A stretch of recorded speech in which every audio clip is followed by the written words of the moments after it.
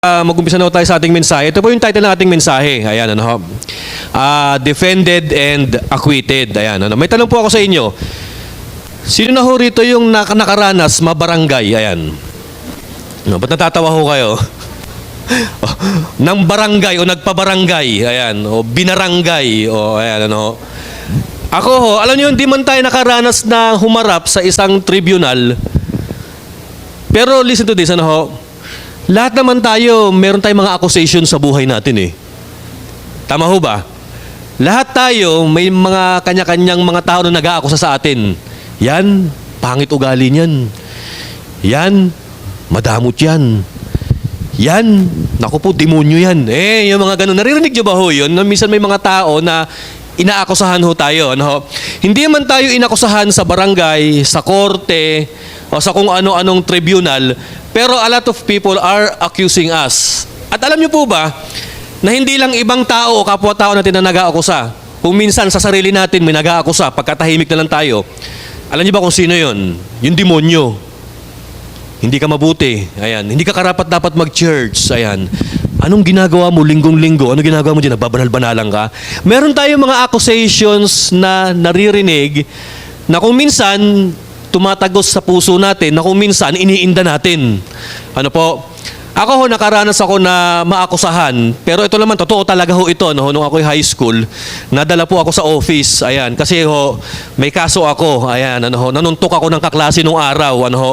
So, lang nangyari sa akin, inamin ko na lang, humingi na lang po ako ng sorry, and then, ang sabi sa akin nung director, ayan, magpakabait ka na sa susunod. Sabi ko, opo, ayan, ganun po, ano.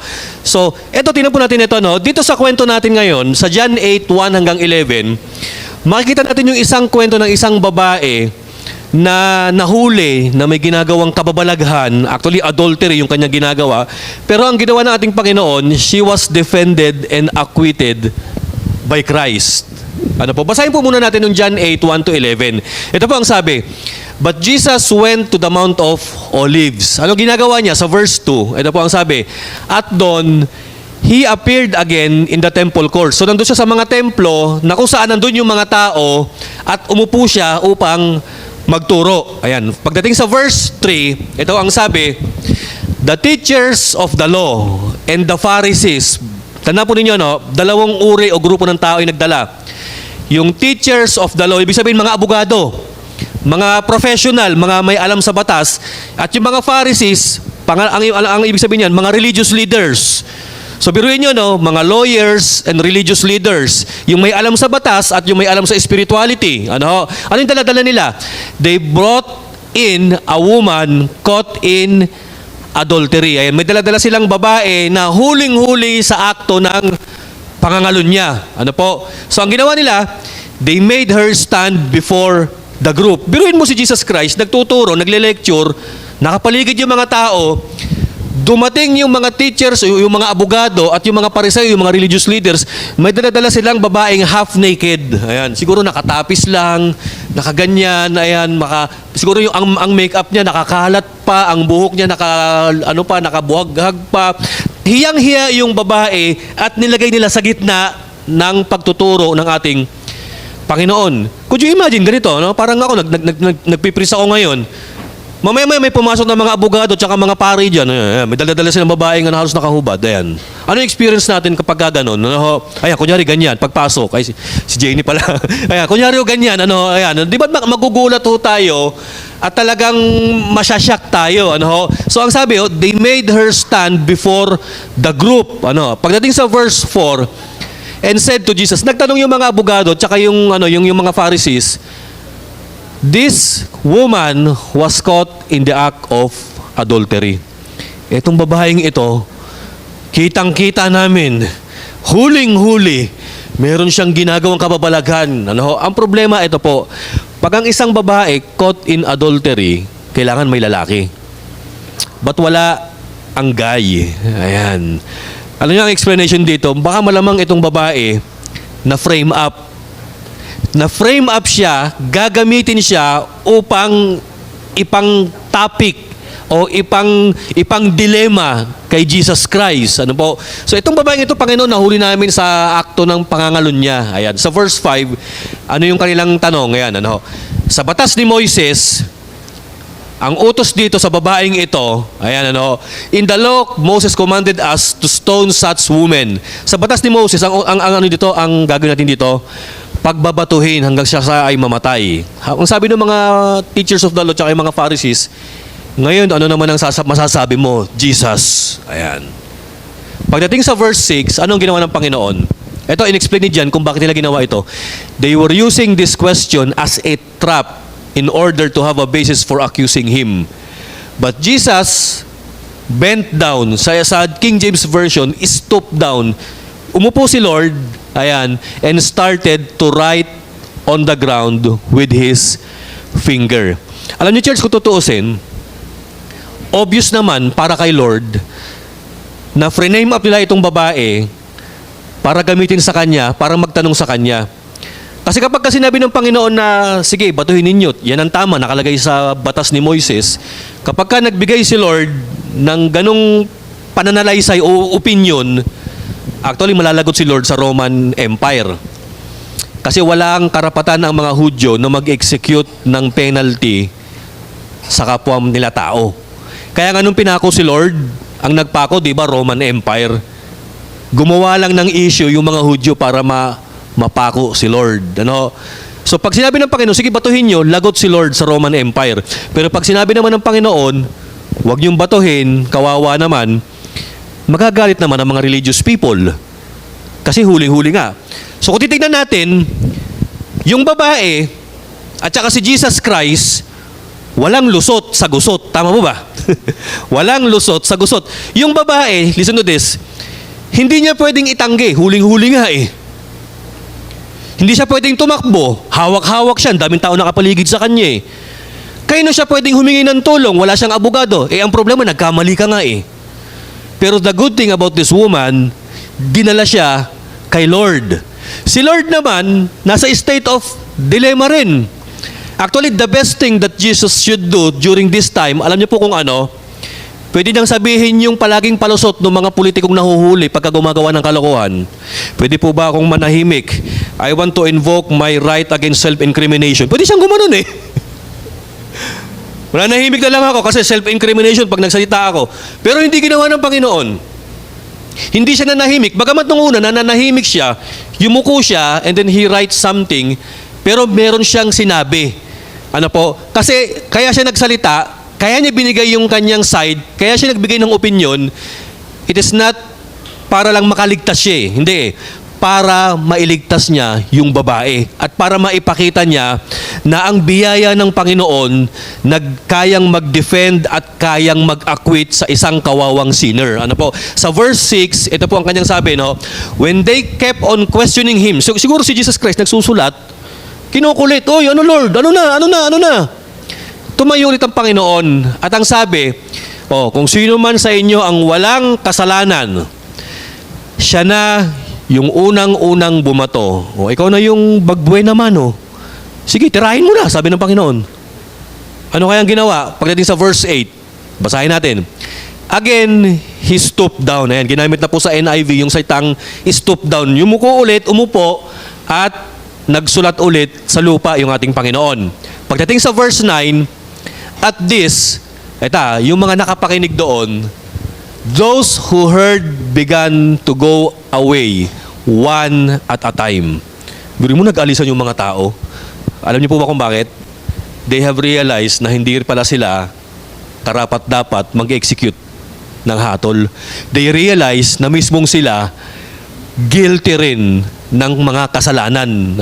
Na-realize nila na hey, unang-una yung motibo natin ba tayo nagpunta rito para itrap si Jesus Christ, na-realize nila, oo nga, lahat tayo may kasalanan. At ano nangyari one at a time, the older ones first, biro nyo, unang tinablan yung mga tatanda, and then, sabing ganon, until only Jesus was left with the woman still standing. So nakaupo si Lord, yung babae, nakaganon, si Lord nakaupo. Ito yung pang 10th verse. Ano ang sabi ng Panginoon? Tumayo si Lord, tinanong niya yung babae, sabi niya, nasaan na sila? Kinondemn ka ba nila?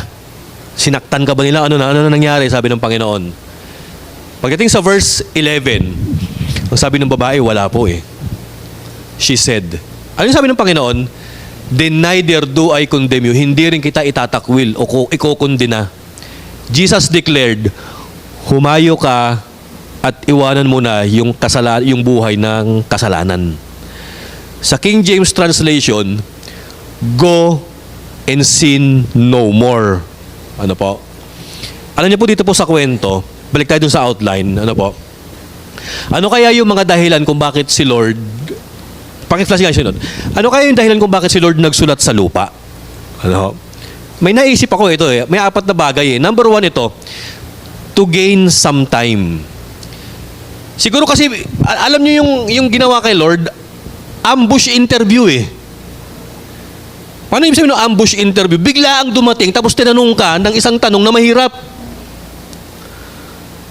Di ba't pagka yung mga lumalaban ng beauty contest, yung mga kontesera, pag mahirap yung tanong, ang yung una-unang sinasabi nila, ay binabati ko po muna yung aking mga kababayan. Yan, kung ano-ano, di ba? Tapos sa kanila sasagutin yung tanong.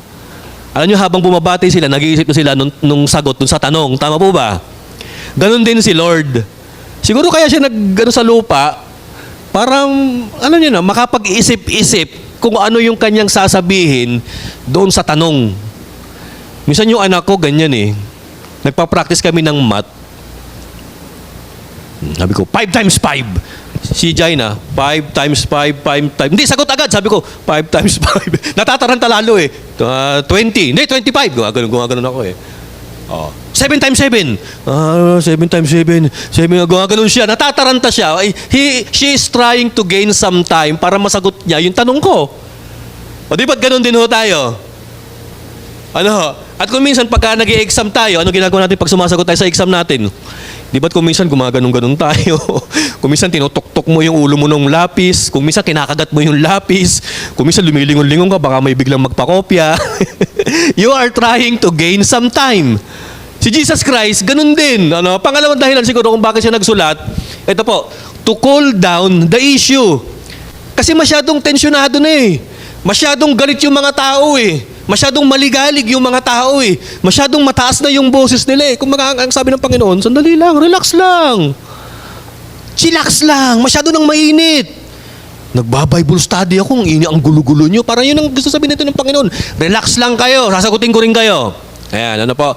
Pangatlo siguro, kaya siya nagsulat, alam niyo po kung bakit? He felt shame for the people.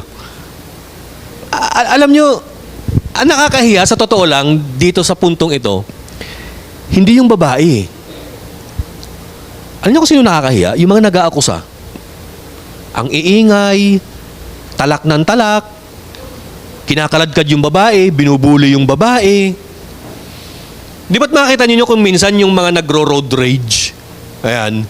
Di ba't kung minsan yung mga nagwawala, ganun-ganon, yung kalaban tahimik lang? Tahimik lang. Bakit tatahimik yung kalaban ng mga tao nagro-road rage? Because they felt shame for that person na nagngangangaungaw, nag-iiskandalo, kaya ikaw ginawa mo, hindi, tahimik na lang ako. Tingnan po ninyo ito, no? Kunyari may kasama kang nag-iiskandalo, tapos inaaway ka, pinapahiya ka sa kalsada, ano gagawin mo? Di ba't matik, tatahimik ka lang, patay mali siya ka, hindi mo sasabayan yung galit niyan kasi magiging pareho na kayong scandalous person. Si Jesus Christ, malamang kaya ganun ang ginawa niya because He felt shame for the people. Nakakahiya ginagawa ninyo, relax lang tayo. Pang-apat, ito siguro, no? Actually, ang ginamit, ito yung pang-apat eh. Ang ginamit ni John na term na he stooped down and write something on the ground. Alam niyo po, katagraphane. Dapat, ang term na ginamit lang ni John, graphane. Alam niyo ibig sabihin ng graphane? Sumulat, nagsulat lang. Pero ang ginamit na Greek term ni John, when Jesus stooped down and write something, katagraphane. Bakit may kata? Alam niyo ibig sabihin? He wrote against. He wrote something against. Yun ang ibig sabihin sa Greek translation. Ibig sabihin, sabi ng ibang mga Bible scholars, baka raw kaya yumuko si Lord at nagsulat, baka naglagay si Lord ng mga kasalanan ng mga tao nag-aakusa. Hipokrito, plastic, mga banal-banalan, mga adulterous din kayo, mga magnanakaw ng pera. Siguro naglagay din si Lord nung ganon, mga kapatid. Kaya siguro sila nakaramdam ng shame din. Ano po? Pero hindi mo natin alam kung ano yung ginawa ng Panginoon dito, kung ano talaga yung sinulat niya. Pero one thing is for sure, He stooped down, mga kapatid. Next, ito po, may isa pa observation dito. Yung authority. Bakit kaya yung mga lawyers tsaka yung mga Pharisees galit? Alam niyo ang problema nila? Meron silang misconception of authority. Pagka ang isang tao, tingnan po ninyo ang batas natin. Pagka ang isang tao nahuli ka ng violation or krimen na ginawa mo, ano ang ginagawa ng authority? Di ba't may hearing? Di ba't pinakikinggan yung panig nung wrongdoers, nung violators, nung perpetrators? Kaya nga may hearing eh. Pinakikinggan kung bakit nagawa ito eh. Ang problema dito sa kaso ng babaeng ito, wala man lang hearing. May proseso. Pero sa kaso ng babae, walang hearing na nangyari. Tanda po natin ito ang problema ng mga lawyers eh. Any authority which is only concerned with the punishment is wrong because they drive the wrongdoer into despair or resentment, which is a clear failure. Nakita po ninyo yan? Maging sa eskwelahan, maging sa kumpanya, lalo-lalo na sa church, yung bang malate ka lang, dinisiplina ka na agad, tinanggal ka na agad. Yung bang mali lang yung suot mo, ayan, sintonado ka lang kumanta, tinanggal ka na agad sa worship team. Parang hindi naman yata bagay ho yun. Tama po ba? Yung mga Pharisee, ganun sila. They are very critical doon sa kanilang neighbor. Tinitignan nila kung ano yung mali at kapag nakita nila, bang, yari na agad, mga kapatid. Pero si Jesus Christ, iba ang kanyang tingin. Ang gusto ng Panginoon sa mga wrongdoers, alam niyo kung ano? Isalba, i-rehabilitate, turuan, and help them to become a better person. Ganun yung gustong gawin ng ating Panginoon dito. Ngayon po, dun pa sa sinabi niya, next slide, Melba, sa sinabi po niya ng ating Panginoon dito, meron po siyang tinuro. Alam niyo po kung anong sinabi ng Panginoon dito? May lesson tayo, dalawa. Ayan, Number 1, ito po. Ang tao na walang kasalanan, siya lang ang may karapatang mag-express ng hatol. Alam niyo, church, kaya mahirap pag ikaw yung judge eh. Kailangan pag judge ka, walang illegal sa buhay mo, walang umaalingasaw na baho sa lifestyle mo. Kasi pwedeng gamitin sa'yo eh. Pwedeng sabihin sa'yo nung kriminal, i-judge mo ako, ikaw nga rin eh. Sa'yo nga yung batas, walang talab, sa akin pa. Ikaw nga aral eh, nag-violate ka, ako pa. Kaya masyado pong mataas dapat yung posisyon nung tao na nag-judge. Ang tawag po dyan, moral ascendancy. Mas mataas ka pagdating sa morality. Ang sinasabi ng Panginoon dito, sige, pwede naman batuin itong babaeng ito eh. Yun nga lang, ang requirements, kailangan wala kang kasalanan. Pwede naman tirahin eh. Sige, pektosan mo na ng bato, sabi naman yun eh. Tirahin mo na. Yun lang, ang requirements, kailangan walang kasalanan. Targetin mo na, sige. Requirements, walang kasalanan. Ang problema, may kasalanan din ako eh. Ang problema, yung bumabato, sila yung nasa pool sa sinabi ng Panginoon. So number 1 na turo ng Panginoon ito, the man who is without sin has the right to express judgment. Kaya nga ano sabi ng Panginoon sa Sermon on the Mount? Huwag kang manghatol nang sa gayo hindi ka rin nahatulan. Di ba? Sapagkat ikay susukatin din ayon doon sa iyong pinaghahatol, sabi ng Panginoon. Pangalawa, ito po. Pity should be the first emotion towards sinners. Alam niyo, pagka nagkakamali ang kapwa natin, hindi dapat galit, hindi dapat puot, o hindi dapat bato agad ang katapat. Dapat maawa rin tayo. Bagamat karumal-dumal ang ginagawa niyan, kuminsan maawa rin tayo. Alam niyo, kuminsan ang mga tao nagkakasala, minsan nakakainis na nakakaawa. Tama po ba? Minsan naghahalo yung inis tsaka awa mo. Tama po ba? Ngayon dito po, gusto ko pong mag-focus ngayon sa ating mensahe doon sa sinabi ng ating Panginoon, yung go and sin no more. Alam niyo, church, pagka tayo babasa-basa lang ng Biblia, pwede nating ma-misinterpret ito eh. Alam niyo, pwede nating isipin sa kwentong ito. ay pwede palang mangalunya. Basta mag-sorry ka. Pwede ganun ang isipin natin eh. Pwede palang gumawa ng kasalanan. Basta mag-repent ka maya-maya. Ay, masyado palang lenient si Lord pagdating sa pagkakasala. Pwede mong i-imply yung mga ganitong pananalita if you don't carefully read and analyze yung John 8:11. Actually, paki-flash nga ulit yung John 8:11, Melba. Balik tayo dyan sa outline mamaya. Ano? Basa natin yung John 8:11. Ano? Sabi ng Panginoon, ano? Nasaan na sila? Sabi ng babae, wala na, sir. Ang sabi ng Panginoon, sige, hindi rin kita ikukundina. Ngunit, humayo ka at iwanan mo na yung pagkakasala mo. Ang ibang translation, go and sin no more. Alam niyo po, church, noong 18th century, merong isang printing press ng King James Version ang nagkapalit. Instead na naiprint nila yung go and sin no more, ang naiprint go and sin on more. Nabaliktad. Yung no, yung o, tsaka n, yung n tsaka o, nagbaliktad. Biro mo, isang maliit na pagkakamali lang ng printing press, nung nakita ng mga tao yung King James Version na ito, na naiprint doon sa printing press na ito, nagulat sila. Kasi nakalagay, go and sin on more. Sa Tagalog, humayo ka at magkasala palalo. Pero, in fact, ang talagang sinabi ng Panginoon, go and sin, humayo ka at huwag nang magkasala. Oo. Alam niyo po, yun nga eh.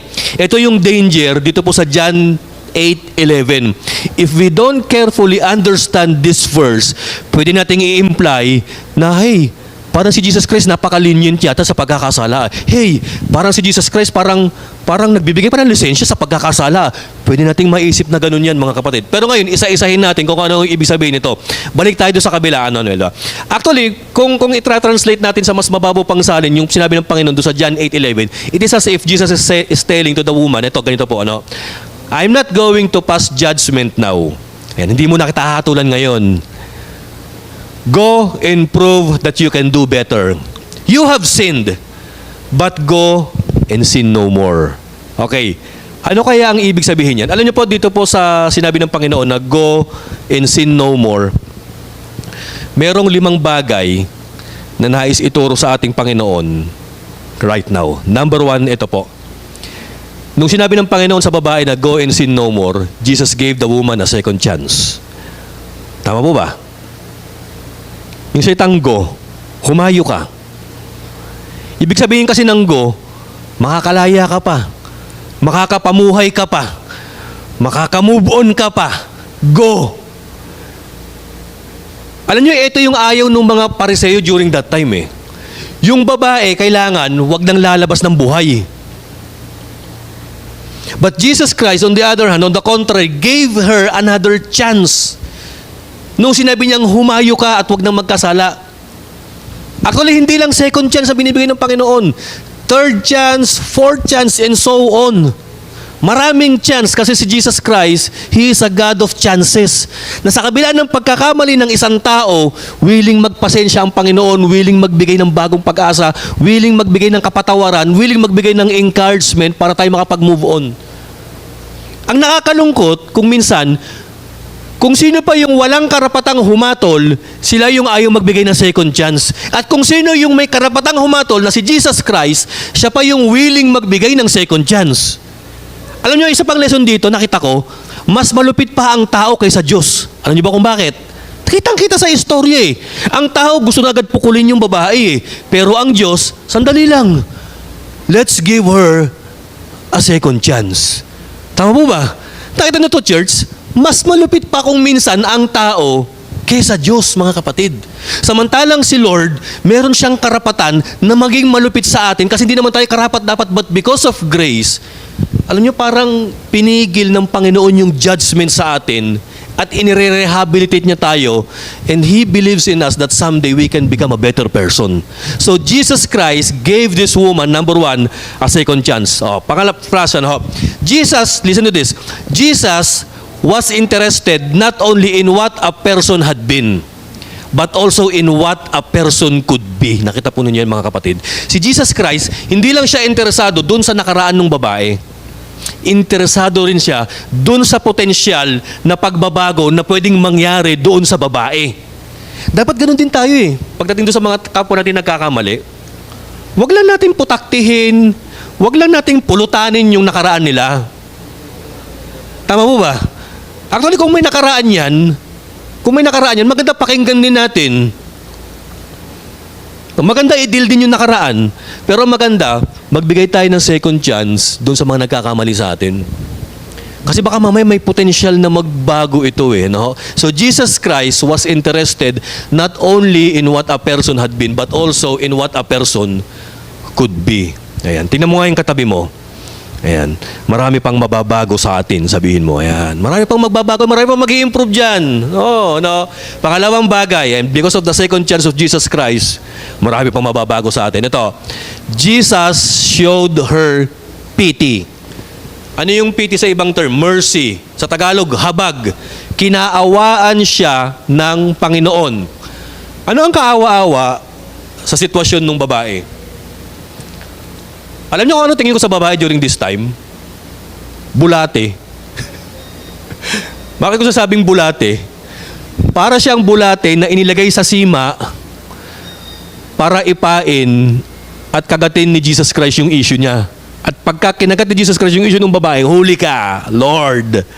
Ganun ang tingin ko rito eh. Buruin mo, kawawa itong babaeng ito. Pinangpain kay Lord, inexpose ang kahubaran niya, ang kasalanan niya, ang karupukan niya. Ipinahiya siya, and during that time, she was branded as an adulterous woman sa kanilang society. Pero si Jesus Christ, kawawa naman. Kawawa naman. Biruin mo, kababaeng tao ang nambuli mga kalalakihan tapos ginamit siyang parang ginamit siyang eksperimento kung ano nga bang gagawin ng Panginoon sa kanya. Jesus showed this woman pity. Alam niyo, ito ang misconception natin mga tao the moment na nagkakasala tayo kay Lord. Akala natin, ang Panginoon, pagka nagkasala tayo, akala natin si Lord, binubuksan na niya yung LPG sa impyerno para sa atin. Nagpapainit na ng kumukulong kawan sa impyerno pa. Hindi ho yan eh. Ang church, the moment na nagkakasala ho tayo, naaawa ang Panginoon. Ang default response ng Panginoon, bagamat galit siya sa ginawa mong kasalanan, pero sa iyo as a person, as a child of God, as a creation of God in His image, awang-awa si Lord sa atin. Pakilagay nga pa sa next, Jesus regarded the woman with pity out of love. The Pharisees, on the other hand, regarded her with disgust out of self-righteousness. Actually, with disgust out of self-righteousness and hatred towards Jesus. Biro mo ang tingin ng Panginoon doon sa babae, kahabag-habag dahil mahal niya ito. Ang tingin naman ng mga Pariseo doon sa babae, disgust, parang galit, pagkairita, kasi nga tingin nila, self-righteous sila. Pangatlong bagay na binigay ng Panginoon dito sa babae, ito. Jesus challenged her. Or Jesus gave her a challenge. Challenge siya ng Panginoon. Ano yung challenge sa kanya? Go and sin no more. Hindi sinabi ng Panginoon na go and sin a little bit. Hindi. Go and minimize your sin. Hindi sinabi ng Panginoon yun eh. Ang challenge, go and sin no more. It is as if, go and stop sinning anymore. Hindi sinabi ng Panginoon na sige, umayo ka na. Yung pagiging adulterous, bawas-bawasan yan ha. Last mo na yan. Hindi sinabi ng Panginoon yun eh. Hindi naman sinabi ng Panginoon na okay lang na magkasala basta konti lang. Hindi. Challenge ng Panginoon yung babae actually to not commit any sin anymore. So Jesus gave her a challenge. Di ba't kapag ka nagkakamali tayo, tapos humingi ka ng tawad kay Lord, ano yung unang-unang papasok sa isip mo? Salamat Lord, pinatawad mo ako. Pero Lord, I will do my best na hindi na maging marupok at hindi na muling malaglag at mahulog sa ganitong uri ng pagkakasala. Ayan. Jesus confronts the bad in us with the challenge for us to become good. Tama po ba? Kinumpronta ng Panginoon yung masama dun sa babae, and then at the same time, He challenged the woman to become good. Ano? Doon tayo sa pang-apat. Ayan. Pang-apat na bagay na ginawa ng Panginoon para sa babae when He said, "Go and sin no more." Ito po, Jesus expressed His belief in humanity. Ano ibig sabihin nito, church? Di ba't pagka ikaw ay tao lamang? Di ba pagka nagkakasala tayo, ano sinasabi natin? Tao lang eh. Nagkakasala eh. Tapos kakantahan mo pa. Ano yung kanta mo? I'm only human, born to make mistake. Oh. Hindi, tama ba yung kanta ko? Tama yung lyrics, mali lang yung tono. Tama mo ba? O, kita nyo, kumakanta pa lang ako, mistake na agad. O, totoo yan eh. Minsan ang katwiran natin, tao lang nagkakamali rin eh. Pero hindi ba natin pwedeng gamitin na mula ngayon na ikay Kristiyano na ako kaya pumapalag na ako sa pagkakamali at pagkakasala? Ibig sabihin dito, church, si Jesus Christ, naniniwala pa rin siya na bagamat itong babaeng ito ay naging marupok at nahuli sa kanyang kahinaan, naniniwala pa rin siya na itong babaeng ito, despite in the fact that she is in a form of humanity, kaya niyang magbago, kaya niyang labanan yung pita ng laman, kaya niyang labanan yung tukso ng laman, kaya niyang labanan yung kung ano-anong mga kasalanan na pwedeng ibato ng demonyo. So, nung sinabi ng Panginoon sa babaeng ito na go and sin no more, Jesus expressed His belief in humanity. Naniniwala pa rin sa atin si Lord na sa kabila ng karupukan natin bilang tao, meron pa tayong kayang gawin na maganda para kay Lord, at yan yung pumalag sa tukso ng kasalanan. No? Then number 5 o 5th na challenge ng ating Panginoon, ito po, He gave her a warning. Ano sabi niya? Go and sin no more. Di ba ano yan? Babala. Winarningan niya ng Panginoon. No? Actually, hindi naman sinabi ng Panginoon na ano eh, sa susunod, wag ka nang papahuli ah. Hindi yun eh. Ang sabi ng Panginoon, sa susunod, wag mo nang gagawin yan. Jesus gave her a warning. Dito na ho tayo. Ano ho? Jesus confronted the woman with the choice that day. It's either she goes back on sinning or living her life of sin. Ano po? Okay, dito na ho tayo magtatapos, church. Okay, number 1 conclusion. Alam nyo ba na yung buhay ng babae parang tayo? Marami tayong accusers sa buhay natin.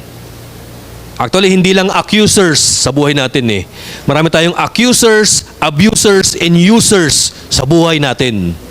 Inaakusahan tayo, inaabuso tayo sa pamamagitan ng words, ng pananalita, o kaya pinag-uusapan tayo, talikuran. Pero alam nyo ba, church, wala man mga pariseyo o mga teachers of the law ang nangangaladkad sa atin sa isang tribunal, pero si Satan, yan lagi ang trabaho araw-araw sa atin. Ano sinasabi ng demonyo sa atin? Hindi mo na kayang magbago. Ginagawa mo sa church ngayon. Anong klase kang tao? Elder ka pa man din. Yan yung mga banat ng demonyo sa atin eh. Pastor ka, bakit ka ganyan? Dapat ganito ka eh. Yung totoo yan, ano, there are voices na minsan bagamat hindi man sinasabi ng kapwa natin, pero deep inside, sa pandinig natin at sa puso natin, binubulungan tayo ng demonyo. Parang yung demonyo, yung mga Pharisee during that time, hey, listen to this. This woman was caught in the very act of adultery, foolishness, stupidity, sin. Ganun din tayo. Ito na naman yung Kristiyano. He is caught in the act of, okay, tuloy-tuloy na natin. Pagkakasala, karumihan, pagkakalimot. Listen, church, Satan plays the morality police who issues accusations at every stumble. He reminds us of every sins and mistakes, and he never shuts up. Ang demonyo hindi nananahimik eh. Bulong ng bulong yan. Pati yung nakaraan mo, naku po, lagi niyang binubulong. Oo. Uy, alam mo ba dati? Uy, dati ganito ka eh. Uy, dati ganito ka eh. Alam niyo, church, pwede niyo siyang barugin. Tumigil ka, dati yun, hindi na ngayon. Pero ang nakakalungkot, kung yung dating ginagawa mo, ginagawa mo pa rin ngayon, doon tayo talo sa demonyo. Kasi sa totoo lang, may point naman siya. Pero ang challenge sa atin ngayon, huwag nating bibigyan ng point yung demonyo. Na kung inaakusahan ka sa dati mong pagkatao, pwede mo sabihin, shut up, dati yun. Binago na ako ni Lord. Tinubos na niya ako. Hinugasan na niya ako sa pagkakasala ko. He reminds us of every sins and mistakes and He never shuts up. His favorite tool, alam niyo kung ano? Condemnation. Mapaparusahan ka. Hindi ka karapat-dapat. Ayan. Alam nyo, kailangan ng demonyo, nire-rebuke din natin eh. Pangalawang bagay, ito po, Jesus, ang maganda ginawa ng Panginoon, Jesus gives us a clean conscience, a clear record, a cleansed heart that is free from accusations and condemnations. Not just for our past sins, but also for future ones. Pwede bang paki-flash yung Hebrews 10:19-23 hanggang Romans 8:4? Ito po sabi sa Hebrews, therefore brothers, sabi sa Bible, since we have confidence to enter the most holy place by the blood of Jesus. Biruin mo, may direct access pala tayo kay God dahil sa dugo ni Kristo. Ano sabi niya sa verse 20? Sabi po niya, by a new and living way opened for us through the curtain that is His body. Ano pa ang sabi sa verse 21? And since we have a great high priest over the house of God. Ang high priest natin, alam niyo kung sino? Si Jesus Christ. Defender, lawyer, advocate, high priest. Kanina nga, ano yung kanta natin? Worthy is the Lamb, pinanghain sa mga kasalanan natin. At ano po ang sabi? Let us draw. Ito ang challenge ng author ng Hebrews. Let us draw near to God. Kung ikaw'y tinubos, nilinis na ng Panginoon, at binigyan ka na ng direct access kay Lord, let us draw near to God with a sincere heart in full assurance of faith, having our hearts sprinkled to cleanse us from a guilty conscience, and having our bodies washed with pure water. So biruin mo, hinugasan ka na pala. Ito sabi pa niya, let us hold unswervingly. Ayan. Ano sabi niya? Panghawakan natin ng matindi yung ating pananampalataya. Pag sinabing swerving, yung mga nagdadrive, ano yung swerving? Gumaganon eh. Alam niyo, sa faith, dapat wag tayong ganun eh. Nagsuswerve ka. Kailangan diretso. Let us hold unswervingly to the hope we profess, for He who promised is faithful. Sa Romans 8:34, ano sabi ni Paul? Who is he that condemn? Sino ngayon yung bumubulong-bulong dyan? Yung demonyo? Christ Jesus who died, more than that, who was raised to life, is at the right hand of God and is also interceding for us. Ano sabi ni Paul dito? Tanungin po ninyo ako, nasaan kaya si Lord ngayon? Alam niyo kung nasaan? Sagot ni Paul, nasa kanang kamay ni Lord. Ano ginagawa ni Jesus Christ? Namamagitan para sa atin kay Lord. Ibig sabihin, ang padrino lang talaga natin, hindi yung mga santo. Si Lord. Ano sabi? He is interceding for us. It is as if, pagka nagkakasala tayo, si Lord napapakamot eh. Si Jesus Christ, pasensya po. Pagpasensyahan nyo, magbabago rin yan. Nag-i-intercede para sa atin. Ayan, nagdabog na naman. Pagpasensyahan nyo po, magiging sweet din yan. Nagsungit na naman. Hindi, pagpasensyahan nyo na po. Ayan, ngingiti rin yan. Ayan. Ganun ang ginagawa niya pala ngayon. Nakikipag-intercede siya para sa atin, church. No? And then last thing, meron pa ba, Mel ba? No? Ayan. Because of Jesus, you are no longer who they say you are. Dahil kay Lord, hindi na ako yung kung anong binabansag nyo tungkol sa akin. Ano kaya kung yung babae ngayon, nandito sa atin, pwede nang sabihin, because of Jesus, hindi na ako yung adulterous woman. Ayan. Because of Jesus, yan, hindi na ako yung bad boy. Because of Jesus, ayan, hindi na ako yung nangaaway, yung palaaway na babae. Ayan. Dapat ganun po tayo, mga kapatid. Tayo po tumayo ngayon, Ayan. Grace tells us about a God who stooped down. Ano ibig sabihin nito? Tandaan nyo, church. Si Jesus Christ, di ba ang description ng King James Version, he stooped down, yung gumanon tapos lumuhod. Alam nyo, dahil sa grace ng Panginoon, sinabi at dinescribe, because of His grace, that God has a tendency to stoop down. Actually, in the Old Testament, makita pala natin si Lord, nag-stoop down na eh.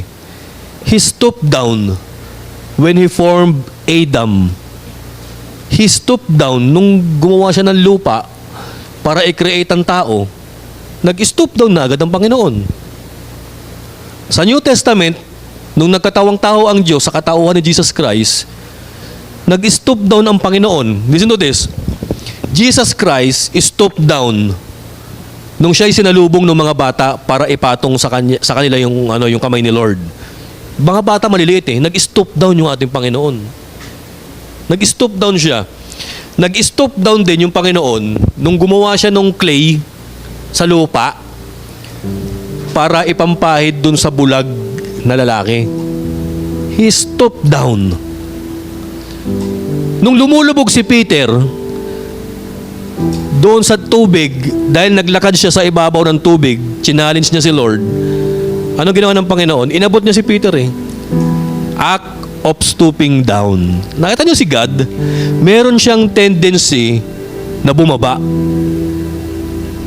Alam niyo, church, tayo naman, meron tayong tendency, hindi tayo nag-i-stoop down.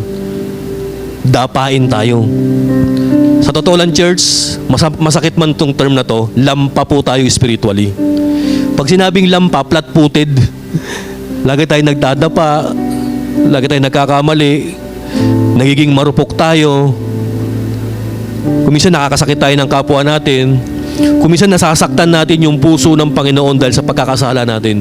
At kuminsan dahil sa pagkakamali natin, pati yung holy name ng Panginoon nadadawit sa kamalian natin. Pero sa kabila niyan, church, nandyan pa rin si Lord. He is willing to stoop down for you whenever you fall. At nadadapa ho tayo. And Jesus Christ is more than willing to silent the devil's accusation. Yung mga sinasabi ng demonyo sa'yo. Actually, ang demonyo dito sa kwento natin, yung mga Pharisee. Bato sila ng bato ng akusasyon dun sa babae. Pero nung nagsalita na yung Panginoon, tumigil kayo.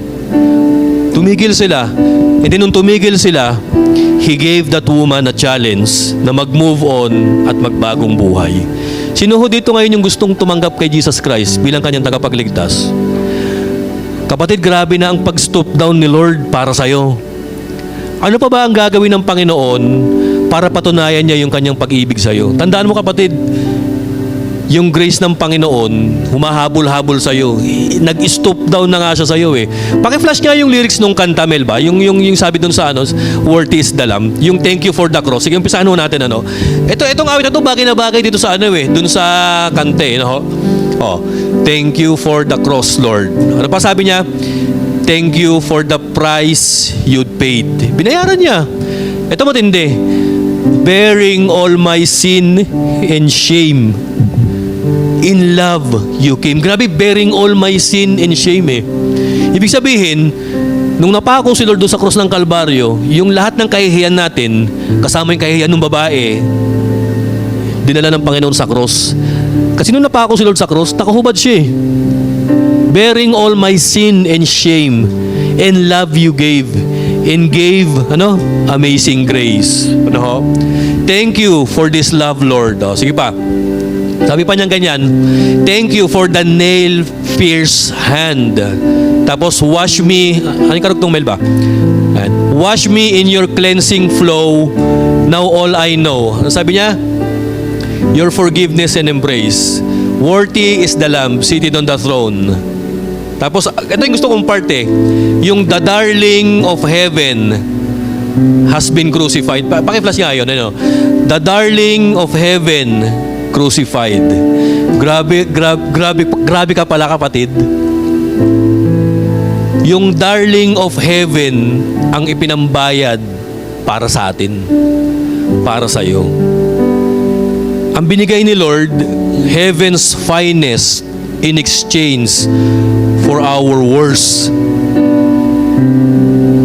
And because of that, dapat maging forever grateful tayo sa ating Panginoon. Tayo po yung tayo po manalangin. Father, salamat ng marami, Panginoon, dahil once again, Lord, you have proved unto us, Panginoon, na dahil sa sobrang pagmamahal at pag-ibig niyo sa amin, Lord, bumaba kayo Yumuko kayo umupo kayo. Lumibel kayo sa level namin na bagamat hindi kami karapat-dapat, Father. Salamat because you came from heaven to earth, Lord. Tapos, eto pa, nung nandito kayo, Father, Jesus, pinakita nyo at ipinadaman nyo sa mga taong makasalanan ang inyong grace at pag-ibig. Salamat, O Lord. Salamat. At nawa, Father, itong grace na ito magbunga, Lord, ng malaking transformation sa aming buhay. Nawa, Lord, malabanan namin ngayon, Panginoon, yung tukso, yung kasalanan. Nawa, Lord, huwag na namin pakinggan yung condemnations and accusations ng kalaban. Nawa, Father, magdwell palagi kami, Panginoon, sa inyong biyaya. At nawa, Lord, itong biyayang ito, palagi naming ma-share sa aming kapwa. Salamat, Panginoon. Salamat. You are worthy, Panginoon. You are worthy na purihin ka, pasalamatan ka, sambahin ka, at pag-alayan ka, Lord, ng aming buhay. Salamat, Father. Ito po ang aming panalangin. In Jesus' name we pray. Ang lahat po ng anak ng Diyos, magsabi po ng Amen.